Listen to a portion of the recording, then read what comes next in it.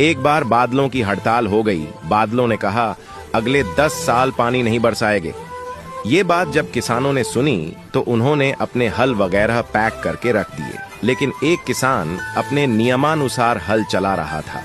कुछ बादल थोड़ा नीचे से गुजरे और किसान से बोले, क्यों भाई, पानी तो हम बरसाएंगे नहीं, फिर क्यों हल चला रहे हो? किसान बोला, कोई बात नहीं, जब बरसेगा तब बरसेगा, लेकिन मैं हल इसलिए चला रहा हूं कि मैं 10 साल में कहीं हल चलाना ना भूल जाऊं। अब बादल भी घबरा गए कि कहीं हम भी बरसाना ना भूल जाएं। तो वो तुरंत बरसने लगे और उस किसान की मेहनत जीत गई। जिन्होंने सब पैक करके रख दिया वो हाथ मलते ही रह गए।